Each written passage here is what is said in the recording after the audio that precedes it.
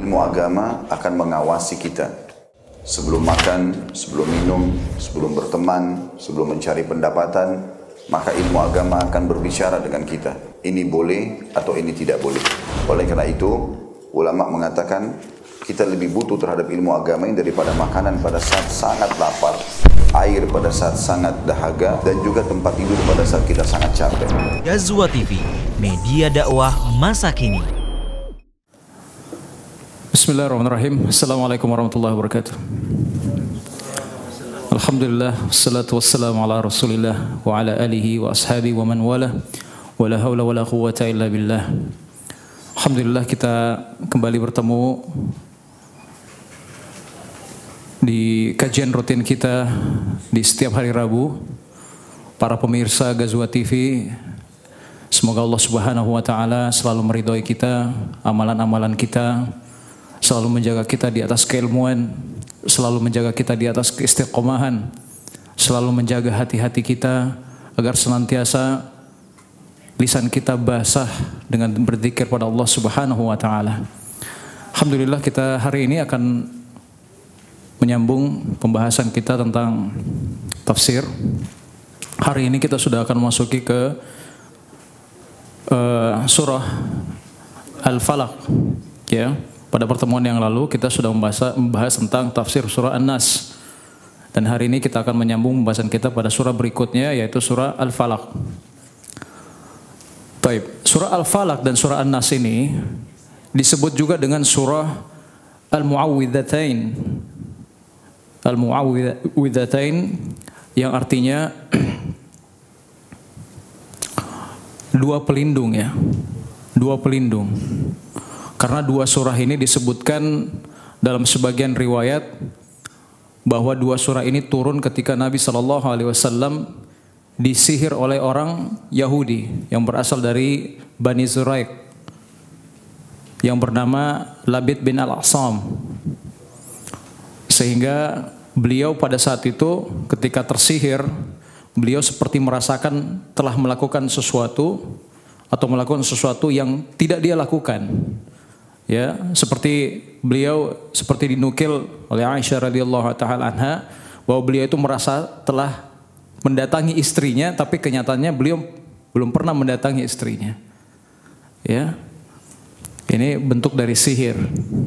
Dan akhirnya Allah Subhanahu wa taala mengirimkan malaikat Jibril untuk meruqyah beliau. Kemudian dibacalah dua surah ini, ya. Surah Al-Falaq dan surah An-Nas.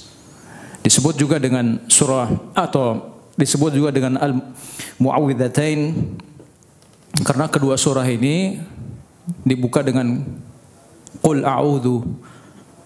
Qul a'udzu, aku berlindung kepada, ya, a'udzu birabbin nas, dengan Rabbnya manusia.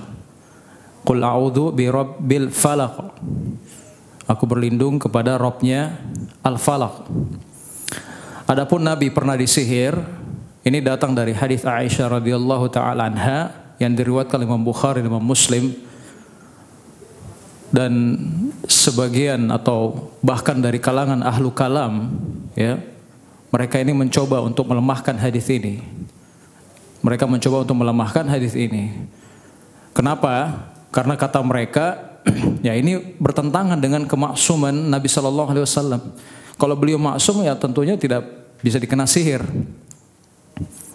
Kalau beliau bisa disihir berarti tidak maksum dong orangnya, ya.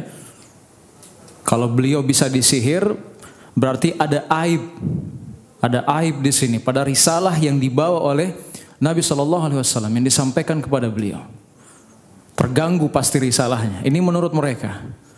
Maka kita katakan sihir yang menimpa Nabi ini tidak ada kaitannya dengan wahyu, tidak ada kaitannya dengan wahyu sama sekali. Karena sihir yang sampai kepada beliau, ya, ini terkait dengan penyakit, terkait dengan penyakit. Seakan-akan beliau mendatangi istrinya tapi tidak, ya. Coba kita lihat dahulu bagaimana Nabi Musa alaihissalatu wassalam ketika sedang bertarung dengan tukang sihirnya Fir'aun, ya. Waktu sudah berduel, ya, tukang sihirnya Fir'aun ini mulai melemparkan tali-talinya, tongkat-tongkatnya menjadi ular. Ya, ini diabadikan oleh Allah Subhanahu wa taala dalam surah Thaha ayat 66 sampai 68 ya. Ini kurang lebih bisa dilihat surah Thaha ayat 66 sampai 68. Ya, di situ dikisahkan oleh Allah Subhanahu wa taala, fa idza hibaluhum wa asiyuhum yukhayyalu ilahi min sihrihim annaha tas'a. Di situ dikatakan, maka tiba-tiba ketika tali-tali dan tongkat-tongkat tukang sihir itu ya sudah dilemparkan, itu kemudian langsung yukhayyalu, dikhayalkan. Ya, dikhayalkan, yukhayyalu ilaihi, dihayalkan kepada Musa seakan-akan dia itu merayap dengan cepat. Jadi ular yang merayap dengan cepat, dihayalkan. Ya. Kenapa kita tahu bahwa Nabi Musa alaihissalatu wassalam pada saat itu disihir? Karena kelanjutan ayatnya dikatakan fa'aujasa fi nafsihi khifatam Musa. Ya, maka Musa ini merasa takut dalam hatinya. Dia takut dalam hatinya. Karena disihir dia. Sampai dia terkhayalkan bahwa itu tongkat dengan talinya seakan-akan bergerak seperti ular dengan cepat. Ya. Maka kata Allah Subhanahu wa taala, la takhaf, jangan kamu takut. Innaka antal a'la. Sesungguhnya kamu unggul. Tenang saja. Ya.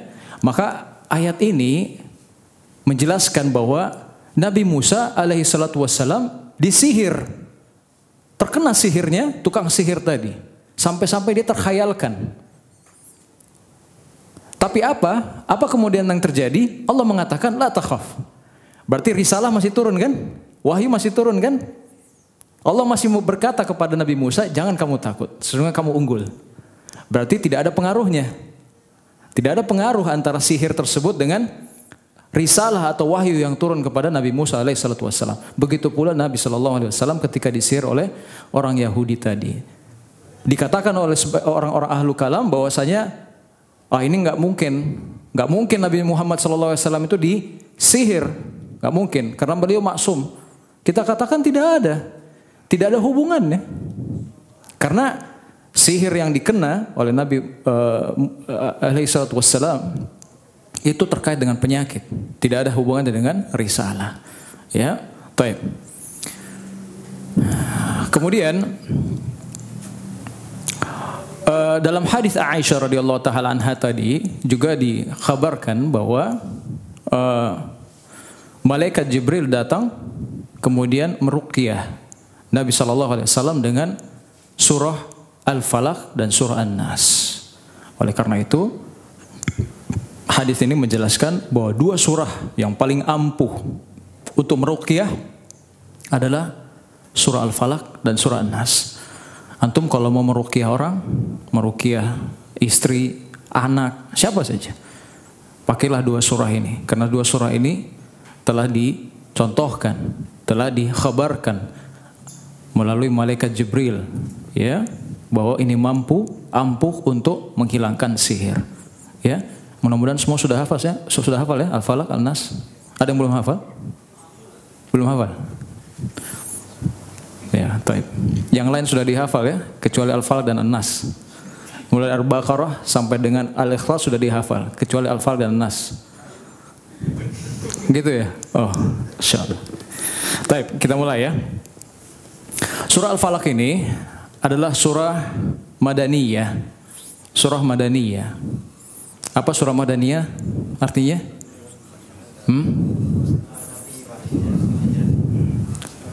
Masya Allah. Surah yang turun setelah Nabi berhijrah. Ya, ya. Kurang tepat.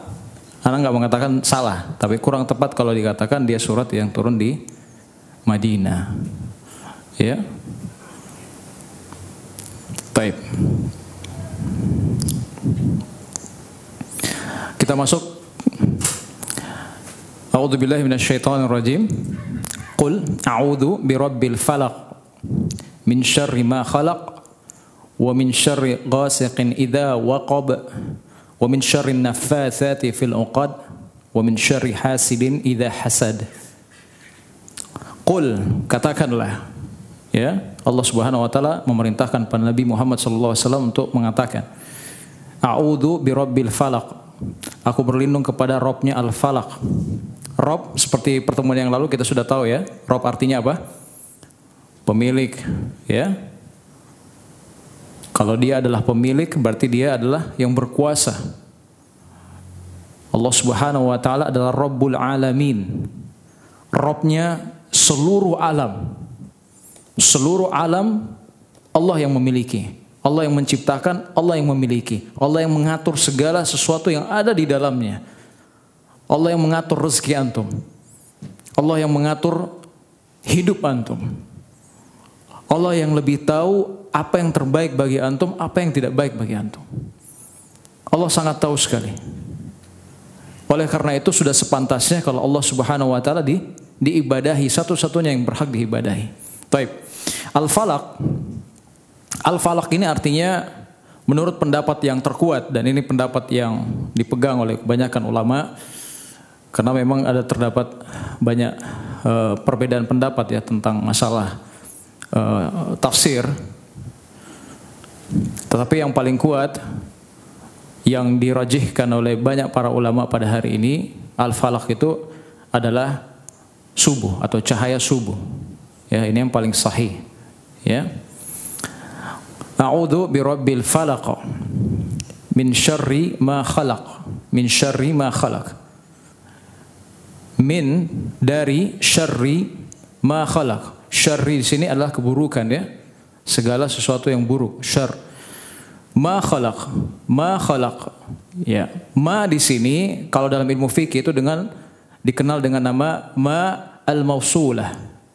Ma al-mausulah itu yang memberikan faedah umum. Maksudnya segala sesuatu. Ya. Min syarri ma khalaq. Dari keburukan ma khalaq. Khalaq itu sesuatu, ya, semua yang diciptakan. Ma khalaq berarti segala sesuatu yang diciptakan. Ya. Dari keburukan apa-apa yang diciptakan oleh Allah Subhanahu wa taala. Ya. Berarti seluruh ciptaan Allah yang bisa membawa keburukan. Ya, kita lihat di sini ya, bahwa di antara makhluk-makhluk Allah ada yang bisa berbuat jahat pada kita. Ya, terkadang syaitan berbuat jahat, bisa juga dari binatang-binatang berbisa, ya, seperti ular, kalajengking, sebagainya. Ya. Beruang. Ya. Bukan beruang, beruang, ya. Kalau beruang bagus ya. Kalau beruang jangan. Ya.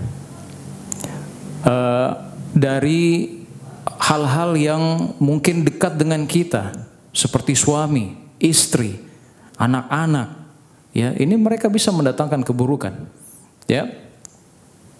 Baik. Atau atasan kita, bawahan kita, teman-teman kerja kita misalnya, orang yang tidak kita kenali bahkan, ya, yang bisa hasad atau dengki pada kita. Makanya Rasulullah SAW menganjurkan kalau kita singgah di suatu tempat, apa berdoanya? Teman-teman apa? Ada yang tahu? Masya Allah, barakallahu fiik. A'udzu bikalimatillahi tammati min syarri ma khalaq. Aku berlindung dengan kalimat-kalimat Allah yang sempurna dari keburukan apa yang Allah ciptakan. Min syarri ma khalaq. Dan ini dibaca di zikir petang, ya. Baik. Berdasarkan hadis Nabi sallallahu alaihi wasallam, man nazala manzilan, siapa yang mendatangi sebuah tempat, tsumma qala, kemudian dia berkata, a'udzu bikalimatillahi tammati min syarri ma khalaq, aku berlindung kepada Allah dengan kalimat Allah yang sempurna dari keburukan apa yang Allah ciptakan, lam yadurruhu syai'an hatta yartahila min manzilihi dzalik, maka tidak akan ada yang bisa membahayakannya sampai dia berpindah dari tempat itu. Tidak ada yang bisa membahayakan dia sampai dia berpindah dari tempat itu. Ya. Kemudian Rasulullah SAW juga menganjurkan kita membaca apa? Bismillahirrahmanirrahim. La yadurru ma'asmihi syai'un fil ardi wala fis sama' wa huwa as-sami'ul alim. Berapa kali dibaca? 3 3 kali dibaca. Di mana dibaca? Zikir pagi dan petang. Ya, Masya Allah. Sudah tahu artinya ya? Jangan cuma dibaca saja. Dengan nama Allah, yang dengannya kalau diucapkan itu tidak akan ada yang bisa membahayakan dirinya atau bahaya yang menimpa dirinya, segala sesuatu yang ada di bumi maupun di langit. Ya, terbalik, bumi atau di langit. Ya, dan dialah yang maha mendengar lagi maha mengetahui. Taib. Ya, ada pernah dulu seorang ulama yang menceritakan bahwasanya, ya ini banyak. Antum kalau sering membaca Bismillahirrahmanirrahim la yadhurru ma'asmihi syai'un fil ardi wala fis sama'i wa huwas samiul alim, efeknya ini biasa nggak terasa. Betul nggak? Hah? Antum nggak terasa efeknya. Kenapa? Yang kita rasa adalah keamanan, betul tidak?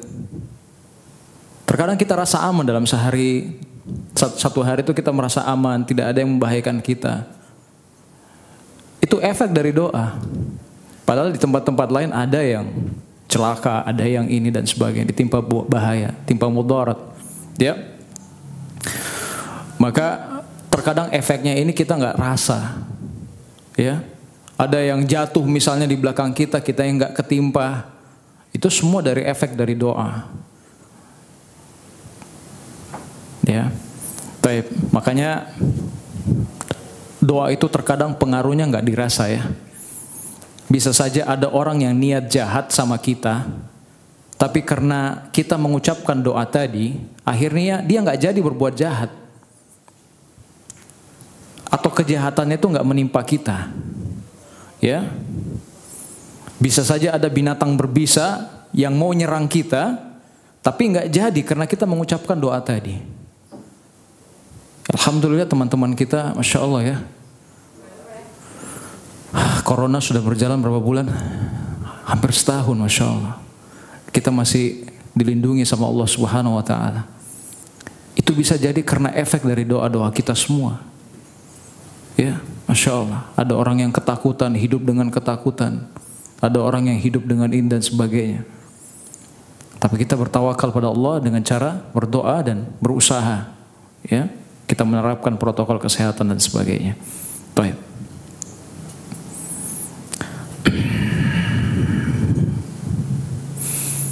Dulu saya cerita ya, pernah di tahun berapa itu, 90-an ya, ada desas-desus dulu di Makassar. Katanya karena kita dulu tinggal di dekat perkampungan perampok ya, di situ sudah diberitahu bahwasanya itu kawanan perampok mau menyerang rumah gitu. Mau menyerang rumah. Alhamdulillah tidak ada yang terjadi. Tidak ada yang terjadi. Itu karena doa-doa kita semua. Ya. Oleh karena itu berdoalah. Jangan pernah berprasangka buruk pada Allah Subhanahu wa Ta'ala. Jangan karena antum misalnya merasa diri banyak dosa, antum misalnya, waduh, kayaknya nggak diijabah deh doaku ini. Jangan. Karena ada doa-doa yang Allah Subhanahu wa Ta'ala maha mendengar, maha mengijabah. Doa kalau disampaikan kepada Allah Subhanahu wa Ta'ala dengan hati yang mengharap, hati yang cemas, hati yang takut pada Allah Subhanahu wa Ta'ala, insyaallah Ta'ala akan dikabulkan. Baik. Qul a'udzu birabbil falaq min syarri ma khalaq wa min syarri ghasiqin idza waqab. Dan dari keburukan ghasiq. Apa yang dimaksud dengan ghasiq di sini? Ya, hampir semua ulama tafsir menafsirkan kata ghasiq itu adalah malam. Ya, jadi wa min syarri ghasiqin idza waqab artinya dan dari keburukan malam. Idza waqab apabila dia telah muncul atau telah datang. Namun ada sebuah riwayat yang sahih bahwa Rasulullah sallallahu alaihi wasallam menafsirkan ghasiq itu artinya bulan. Bulan ya. Suatu saat Rasulullah SAW pernah melihat bulan. Kemudian beliau bersabda, "Ta'awwadu min hadza." Berlindunglah kalian dari ini, dari bulan ini. Fa innahu ghasiqun idza waqab, karena dia adalah ghasiq yang apabila telah datang.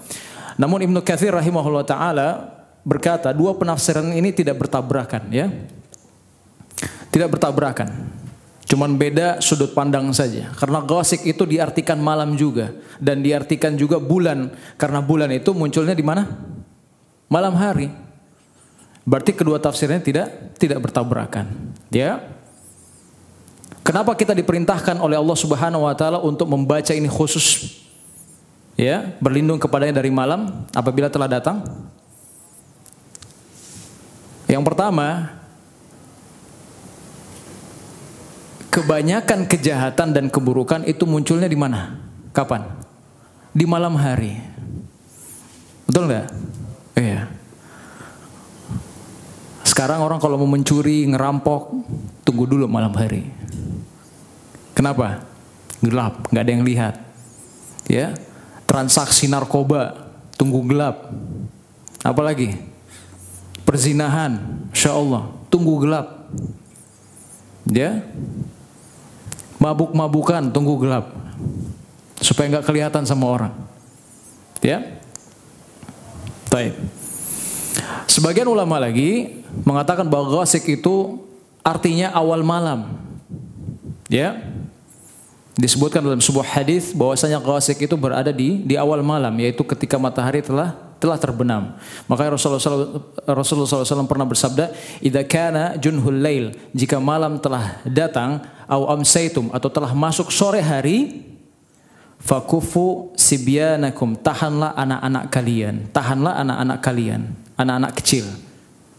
Ya, fa inna syayatin tantashiru hina idzin, karena syaitan bertebaran pada waktu itu. Jadi kalau malam telah datang atau telah masuk sore hari, ya, tahan anak-anak kecil kita, jangan keluar rumah. Ya. Kenapa? Fa inna syayatin tantashiru hina idzin, karena syaitan itu bertebaran pada waktu itu. Maka ketika telah masuk waktu awal malam ini, Rasulullah SAW meminta kita untuk apa? Ya, beliau berkata, "Aghliqul abwab wadhkurusmallah."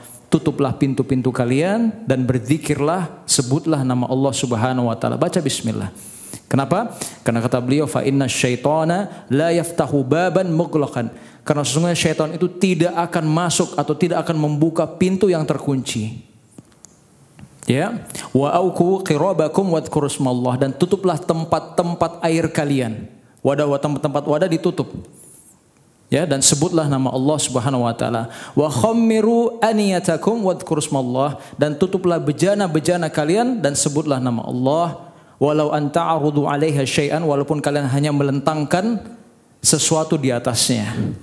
Wa atfi'u masabihakum, dan padamkanlah lampu-lampu kalian. Ini adab memasuki malam hari. Ya. Yang pertama apa tadi? Kunci pintu, kemudian sebut nama Allah, baca bismillah. Ya, kemudian yang kedua apa? Tutup tempat-tempat air. Kemudian tutup bejana-bejana. Walaupun hanya meletakkan sesuatu di atasnya. Contohnya misalnya seperti ini, antum meletakkan sesuatu aja di atasnya, kain atau apa gitu. Tutup aja, ditutup. Ya. Di sini kita bisa mengambil pelajaran adab tentang memasuki malam hari. Dan malam hari itu dimulai saat apa? Kapan mulai malam hari? Matahari terbenam. Ya. Baik.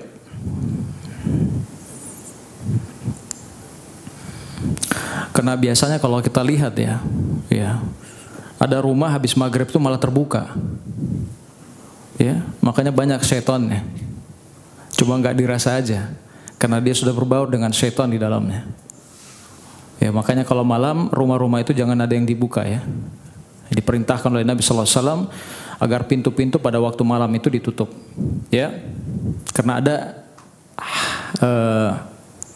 sebagian hadis Nabi Sallallahu Alaihi Wasallam pernah bersabda, ya, kurang lebih seperti ini. Kalau kalian melihat apa yang aku lihat, kalian tidak akan berani berjalan sendirian di waktu malam. Ya. Kalau kalian melihat apa yang aku lihat, kalian tidak akan berani berjalan sendirian di waktu malam. Ini bukan untuk nakut-nakutin loh ya. Jangan bilang nanti, oh ada syaitan, ada ini dan sebagainya. Akhirnya yang dia pikir adalah hantu dan sebagainya. Ya, syaitan itu bisa banyak dari kalangan manusia juga ada. Ya. Ya. Syaitan dari kalangan manusia. Ya. Bukan berarti kalau antum bertebaran di malam hari belum masuk rumah, antum syaitan. Ustaz, gimana kalau pulang kantor jam 7, Ustaz? Kita syaitan berarti ya? Bukan, ya. Baik. Dan ini disampaikan oleh Rasulullah SAW sendiri, ya, bahwasanya kalau kalian melihat apa yang aku lihat, kalian tidak akan berani berjalan sendirian di waktu malam, ya. Tapi kenapa sekarang Rasulullah SAW juga menafsirkan ghasik itu bulan, ya? Ketika itu Rasulullah SAW melihat bulan purnama, beliau berkata, berlindunglah kalian dari ini, ya, apabila telah datang. Sebagian ulama menyebutkan bahwa di antara hikmahnya, bahwa ketika bulan purnama itu datang, itu gravitasi bumi sangat kuat. Gravitasi bumi sangat kuat. Makanya di saat purnama, apa yang terjadi saat purnama? Siapa yang tahu? Yang jagonya biologi apa? Apa? Betul sekali, Masya Allah. Dulu dapat 100 di biologi, di ini geografi atau fisika. Ya, air pasang. Selain air pasang apa? Yang ada yang pernah kuliah kedokteran sih? Nggak ada. Baik. Aliran darah itu menjadi naik, ya. Makanya di pertengahan bulan itu orang yang punya darah tinggi, ya, itu biasanya kumat. Biasanya kumat. Pernah rasa nggak? Tanggal 13, 14, 15 dianjurkan puasa Ayyamul Bid. Itu untuk apa? Salah satu hikmahnya untuk supaya menekan darah tinggi tadi. Baik. Tanggal 13, 14, 15 yang tidak puasa Ayyamul Bid, yang suka makan gorengan, ya, teman-teman suka makan gorengan, apalagi lantai 2 suka makan donat, ya, gorengan paling rajin. Coba periksa ini antum tuh, belakang leher, tegang nggak? Ada yang biasa tegang sini tanggal 14, 15, 13, 14, 15 Hijriah, ya. Biasa darah tingginya naik gitu. Makanya disunahkan tanggal 17 untuk apa? Fasdu. Ya, mengeluarkan darah. Bagaimanapun ada 2 caranya, bisa dengan berbekam atau dengan fasdu. Ya. Karena pengaruh bulan, ya.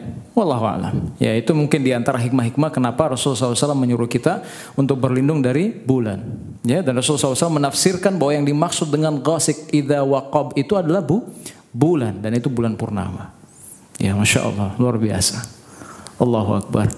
Ya, bayangkan 1400 tahun yang lalu belum ada medis yang bisa membongkar ini semua. Ya, itulah gunanya kita beriman pada apa yang disampaikan oleh Rasulullah SAW, walaupun belum datang pada kita buktinya. Terkadang ada orang yang dengarkan hadis Nabi SAW nggak masuk di akalnya, dia nggak bisa nerima gitu, sampai ada bukti yang dia lihat secara nyata. Akhirnya kalau dia mati sebagai orang yang mengingkari. Hati-hati. Maka kalau datang pada kita sabda Nabi SAW, maka kita langsung imani, ya. Taib. Disebutkan juga dalam sebuah hadis yang dihasankan oleh Syekh Albani rahimahullah taala. Di situ dikatakan, siapa yang merasa ketakutan di waktu malam, atau dia merasa takut terkena penyakit kikir, atau dia merasa takut terkena penyakit pengecut, maka hendaklah dia memperbanyak mengucapkan subhanallahi wa bihamdi. Subhanallahi wa bihamdi. Ya. Jadi kalau di waktu malam kita ketakutan, maka disuruh oleh Nabi SAW untuk memperbanyak ucapan ini. Apa tadi? Subhanallahi wa bihamdi. Baik. Lanjut. Wa min syarrin naffatsati fil uqad. Dan dari keburukan para wanita-wanita yang meniup pada buhul-buhul. Ya, wa min syarri, dari keburukan naffatsati fil uqad. Wanita-wanita tukang sihir yang meniup pada buhul-buhul. Ya, inilah para penyihir. Kenapa dikatakan di sini wanita? Apakah tukang sihir itu semua wanita? Ya. Ditekankan di sini wanita tukang sihir, bukan berarti laki-laki nggak ada penyihir. Ya, karena sekarang dukun-dukun itu banyaknya apa? Laki-laki. Tapi kenapa dikatakan bahwasanya wanita itu ditegaskan dalam ayat ini itu adalah wanita tukang sihir? Karena wanita itu kalau nyihir itu khusyuk nyihirnya. Khusyuk nyihirnya. Kenapa khusyuk nyihirnya? Terkadang kalau dia sakit hati, ya, kalau dia sakit hati sama sesuatu, sama seseorang misalnya, itu luapan emosinya full. Maka dia biasa kalau menyihir orang itu lebih kencang, ya, lebih keras mereka, ya, karena perempuan itu kebanyakan pakai perasaan, ya, perasaan mengalahkan akal sehatnya. Kalau laki-laki itu masih kuat akal sehatnya, ya, tidak dikatakan bahwa wanita itu kurang tidak berakal sehat, tidak sama sekali. Cuman dikatakan oleh Nabi Shallallahu Alaihi Wasallam bahwa mereka akalnya kurang, ya. Baik.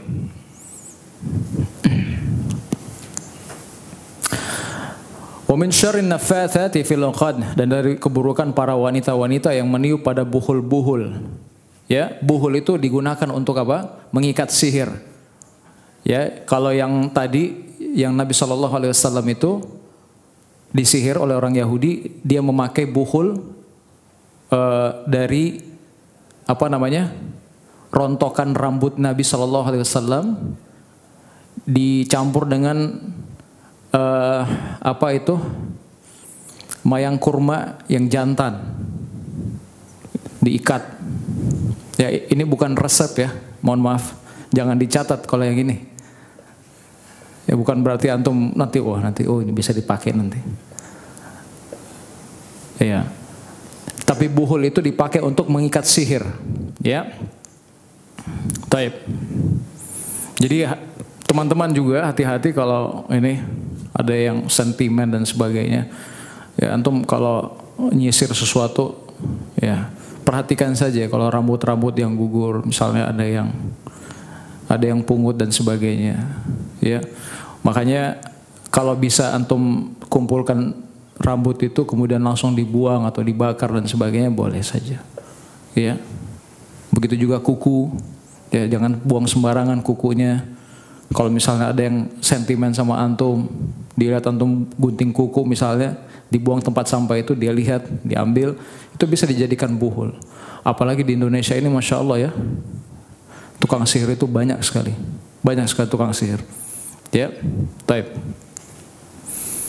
Jadi rambut itu bisa dijadikan syaitan untuk digunakan sebagai buhul, ya. Dan buhul yang dipakai oleh syaitan untuk menyihir Nabi itu disimpan dalam sumur, ya.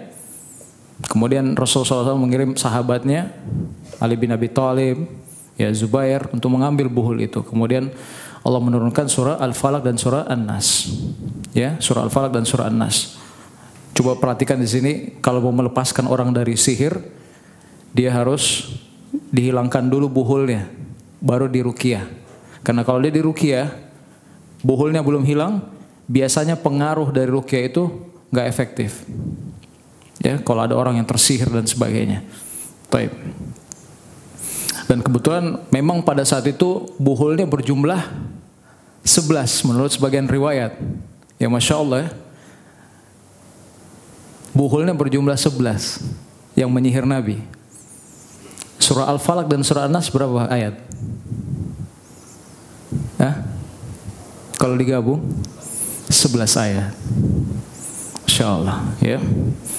Maka setiap dibacakan setiap ayat, maka buhulnya terputus, Baik.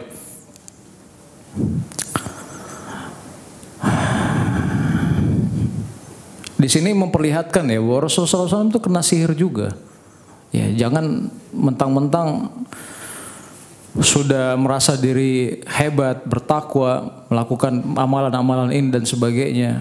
Wah, saya nggak mampu dikena sihir dan sebagainya. Jangan seperti itu. Karena Rasulullah SAW pun kena sihir.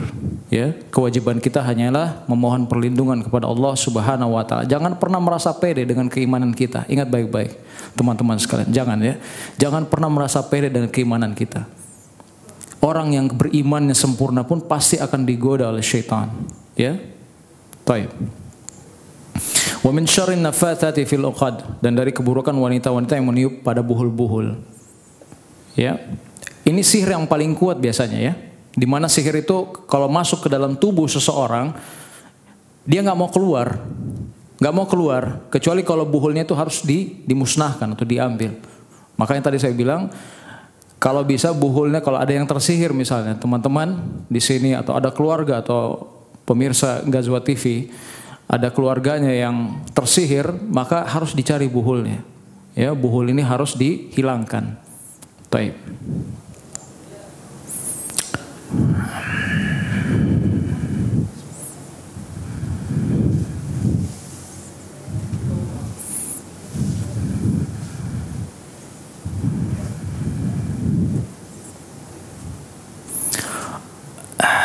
Baik, kita lanjut. Wa min syarri hasidin idza hasad. Wa min syarri hasidin idza hasad. Dan dari keburukan orang yang dengki ketika dia dengki. Hasidin idza hasad. Orang yang dengki ketika dia dengki. Apa sih itu hasad? Ya. Hasad itu definisi yang paling bagus seperti perkataan Syekhul Islam Ibnu Taimiyah rahimahullah taala, ya, yang kurang lebih artinya hasad itu dia merasa tidak suka dengan nikmat yang Allah berikan kepada orang lain. Ya, dia tidak suka dengan nikmat yang Allah telah berikan kepada orang lain. Ini definisi hasad. Jadi kalau ada antum melihat orang diberikan nikmat sama Allah Subhanahu wa taala, muncul sedikit rasa tidak suka terhadap itu, berarti hasad sudah ada. Ya. Bahkan semata-mata merasa tidak suka dengan nikmat yang Allah berikan pada orang lain, itu pun sudah terhitung hasad. Baik itu diiringi harapan supaya nikmat itu hilang dari orang itu, atau hanya sekedar merasa tidak suka saja. Itu sudah hasad namanya. Ya. Sudah hasad namanya. Ada orang punya harta, kelebihan harta sedikit, dia merasa nggak suka saja, itu sudah hasad. Ya, sudah hasad. Dia melihat kesuksesan orang misalnya sedikit, sudah hasad namanya. Ya, dia melihat istri orang lain, suami dia punya istri sudah 4, dia baru 1, dia nggak suka, hasad juga namanya. Ya, pengen juga seperti itu. Taib. Semuanya adalah hasad. Ya, dan setiap dari manusia pasti akan dihinggapi dengan penyakit hasad, pasti itu. Semua akan dihinggapi dengan penyakit hasad.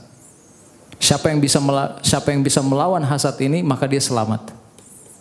Ya, nggak usah jauh deh. Antum sebentar makan siang, duduk satu meja, lihat makanan masing-masing. Terus antum lihat, wah ini lebih enak nih. Nah itu sudah hasad namanya. Oh istri saya cuma bikin seperti ini, dia dibikinin seperti itu lebih banyak, lebih enak. Itu sudah hasad namanya. Ya, hati-hati. Dan hasad ini adalah penyakit yang paling tua. Penyakit atau dosa yang paling tua, paling pertama muncul di langit dan paling pertama muncul di bumi. Paling pertama muncul di langit ketika iblis hasad kepada Nabi Adam.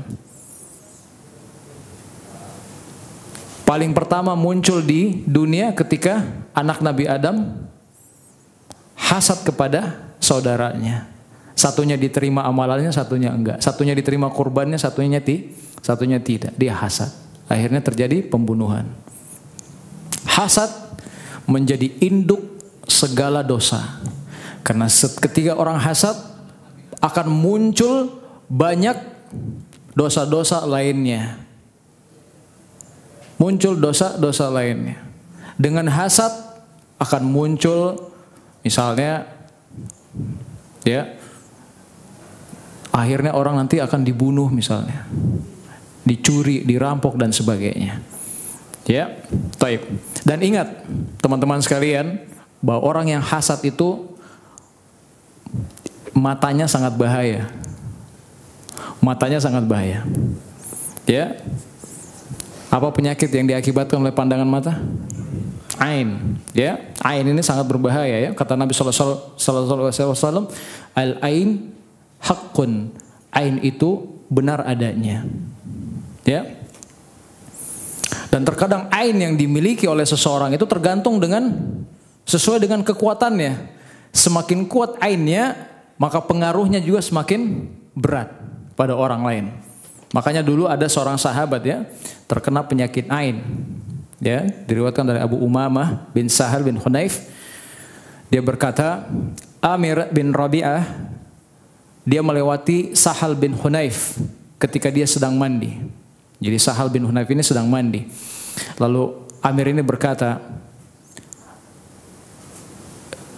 dengan takjubnya ya, dengan takjubnya dia melihat si Sahal ini mandi. Ya, dia belum pernah melihat kulit yang sangat indah sekali. Ini laki-laki loh, Masya Allah, indah sekali kulitnya. Dia katakan lebih mirip keindahannya dengan kulit wanita yang dipingit, saking indahnya. Ya, maka si Sahal ini setelah mandi tidak lama berapa kemudian dia jatuh, ya jatuh. Kemudian dibawa kepada Nabi Sallallahu Alaihi Wasallam. Dikasih tahu kepada Nabi, ya Rasulullah, selamatkanlah orang ini. Dia sedang terbaring sakit. Maka apa kata beliau Sallallahu Alaihi Wasallam? Beliau berkata, siapa yang mencoba membunuh saudaranya ini? Ya, atau siapa yang menyebabkan ini? Dikasih tahulah si Amir yang buat seperti itu. Maka kata Nabi Sallallahu Alaihi Wasallam, mengapa seorang dari kalian ingin membunuh saudaranya? Ya. Maka Nabi Shallallahu Alaihi Wasallam berkata, kalau seseorang dari kalian itu melihat sesuatu yang menakjubkan, ya, dari diri saudaranya, maka hendaklah dia berkata, barakallahu fiik. Ya, maksudnya ucapkanlah keberkahan, doakanlah keberkahan untuknya. Ya. Atau dalam riwayat lain dikatakan, ucapkanlah Masya Allah. Makanya teman-teman, kalau ada di antara antum yang melihat sesuatu yang takjub dari teman antum, saudara antum sendiri, dimanapun itu, ucapkanlah barakallahu fiik atau Masya Allah. Ya. Terutama teman-teman kita yang punya anak ini. Terkadang kita nggak sadari ya. Tiba-tiba anak kita bangun tengah malam langsung merengek, nangis. Terus tiba-tiba dia main atau langsung jadi cengeng atau jadi menyebalkan gitu sikapnya. Ya. Itu terkadang karena biasanya dia dikena ain. Yang kenakan ain siapa? Orang tuanya sendiri. Karena terkadang takjub orang tuanya lihat anaknya. Tapi dia lupa mengucapkan apa? Masya Allah, barakallahu fiik. Makanya nasihat saya kepada teman-teman sekalian yang punya anak, ya. Antum kalau lihat anak antum yang lucu-lucunya baru bangun atau baru masih bayi, sedang jalan, baru mulai berjalan, jangan kosong dari mengingat Allah Subhanahu wa taala. Ucapkan Masya Allah, barakallahu fiik. Masya Allah, Masya Allah. Ya, supaya dia tidak terkena ain. Karena antum memandang mereka dengan pandangan takjub. Ya, pandangan takjub. Ya, ini resep untuk kita semua di rumah. Jangan nanti tiba-tiba kita berpikir, kok ini anak saya tiba-tiba rewel ya, apa yang terjadi dan sebagainya, dia ini dan itu. Ternyata akibat munculnya itu dari diri kita sendiri juga, dari orang tuanya. Ya, tanpa kita sadari. Ya. Baik.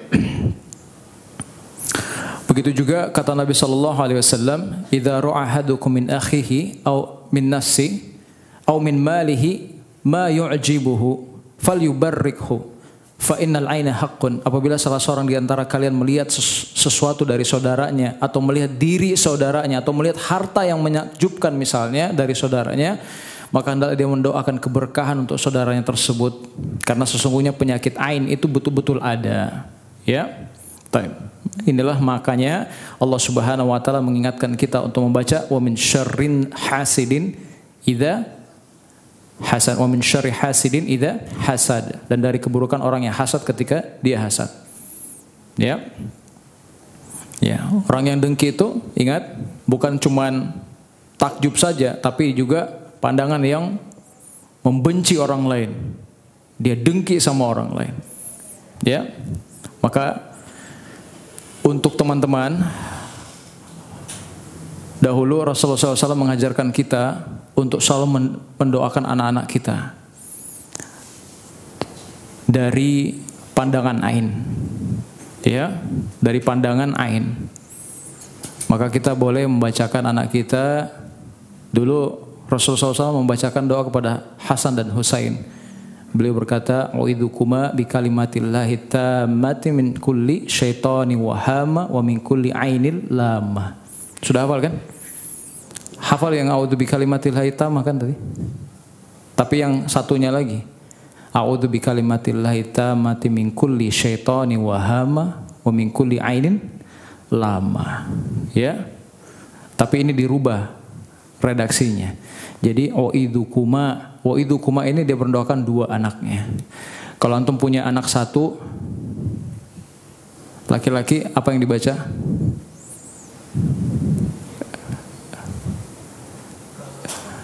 U'idzuka. Kalau dia perempuan, u'idzuki. Kalau banyak bercampur, banyak baca u'idzukum. Ya. Wa'idzukum bi kalimatillahi tammati min kulli syaitani wahama wa min kulli ainil lamah. Ya. Bacakanlah anak-anak kita itu supaya mereka terhindar dari penyakit ain. Ya. Baik.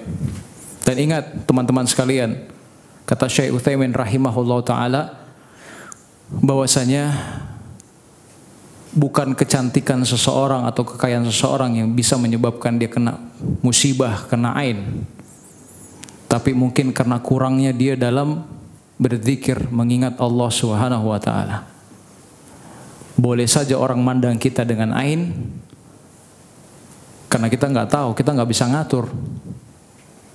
Tapi tugas kita adalah selalu mengingat Allah Subhanahu wa taala, memohon kepada Allah perlindungan.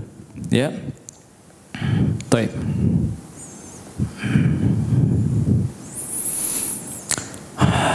Baik. Kenapa sampai bisa terjadi hasad? Para ulama menyebutkan di antara penyebab hasad itu adalah al-adawat wal baghdha, permusuhan dan kebencian. Yang kedua,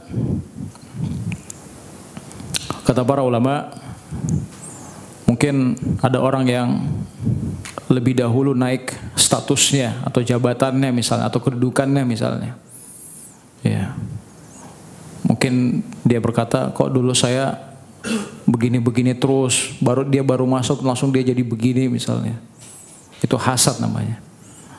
Ya, atau dalam perdagangan misalnya, sama-sama jualan barang yang sama, tapi orang lain lebih laku tokonya, dagangannya daripada dia punya dagangan. Padahal barangnya sama. Ini juga bisa jadi membuat itu penyebab dari hasad. Yang ketiga, penyebab hasad juga takjub, kagum dengan sesuatu. Ya, apakah dia lihat orang lebih ganteng atau cantik atau lebih kaya dan sebagainya. Yang keempat, penyebab hasad juga adalah hubbu ri'asah, cinta kepada kedudukan dan ketenaran. Baik.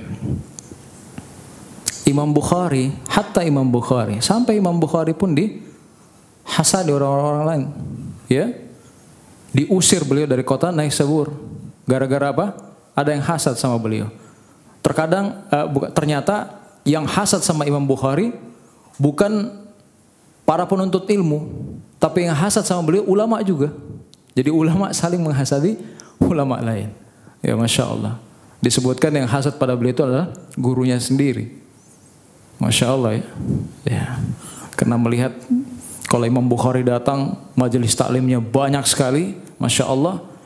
Ya, sedangkan kalau dia ngadain taklim malah kosong, nah akhirnya hasad dia. Baik. Terakhir, apa tanda-tanda dari penyakit hasad ini? Yang pertama, hati kita selalu merasa panas kalau mendengar nama orang lain yang mungkin hasad terhadap diri kita. Ya. Yang kedua, tanda-tanda orang yang hasad itu, kalau ada kebenaran yang datang dari orang itu, kita tolak. Ya. Makanya orang Yahudi itu tidak ada yang mau menerima Rasulullah SAW. Karena orang Yahudi itu hasad pada Nabi Muhammad SAW. Ya. Baik. Dan bagaimana caranya kita menghilangkan hasad ini? Gampang. Dia harus pertama menyadari bahwa penyakit hasad itu adalah dosa yang sangat besar. Dia harus selalu mengingat bahwa adab Allah Subhanahu wa taala itu keras sekali. Ya. Dan juga dia berdoa dengan doa yang diajarkan oleh Allah Subhanahu wa taala. Kita bisa ambil pelajaran dari doa ini. Antum bisa buka di surah Al-Hasyr ayat 10.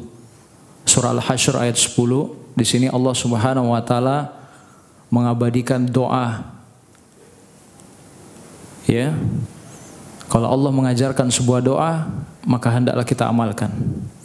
Allah Subhanahu wa taala berfirman di dalam Al-Qur'an mengabadikan doa ini, Rabbana ighfir lana wa li ikhwanina alladhina sabaquna bil iman. Wala taj'al fi qulubina ghillan lil ladzina amanu rabbana innaka ra'ufur rahim. Ya Rabb kami, ampunilah kami dan saudara-saudara kami yang telah beriman lebih dahulu daripada kami, dan janganlah Engkau membiarkan kedengkian di dalam hati kami terhadap orang-orang yang beriman. Ya Rabb kami, sesungguhnya Engkau adalah Maha Penyantun lagi Maha Penyayang. Doa ini mengajarkan pada kita untuk mendoakan saudara kita.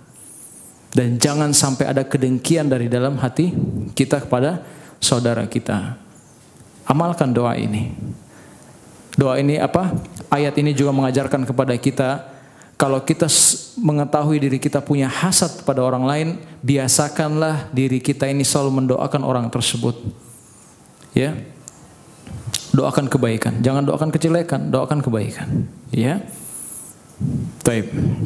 Oleh karena itu, teman-teman sekalian, mari kita sama-sama mengamalkan dua surah ini, Al-Falaq dan An-Nas, untuk berlindung kepada Allah Subhanahu wa taala dari gangguan-gangguan, dari keburukan-keburukan makhluknya. Semua yang Allah ciptakan yang bisa membawa keburukan bagi kita. Dan inilah bekal-bekal kita insyaallah taala untuk mengarungi dunia ini yang penuh dengan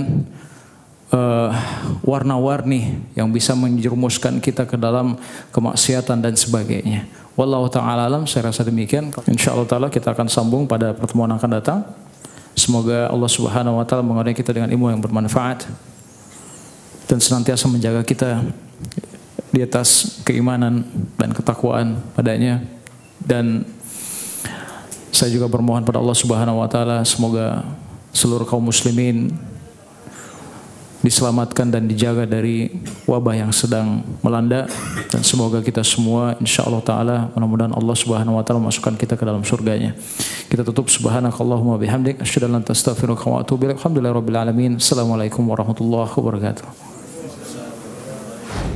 Ilmu agama akan mengawasi kita sebelum makan, sebelum minum, sebelum berteman, sebelum mencari pendapatan. Maka ilmu agama akan berbicara dengan kita. Ini boleh atau ini tidak boleh. Oleh karena itu, ulama mengatakan kita lebih butuh terhadap ilmu agama ini daripada makanan pada saat sangat lapar, air pada saat sangat dahaga, dan juga tempat tidur pada saat kita sangat capek. Ghazwa TV, media dakwah masa kini.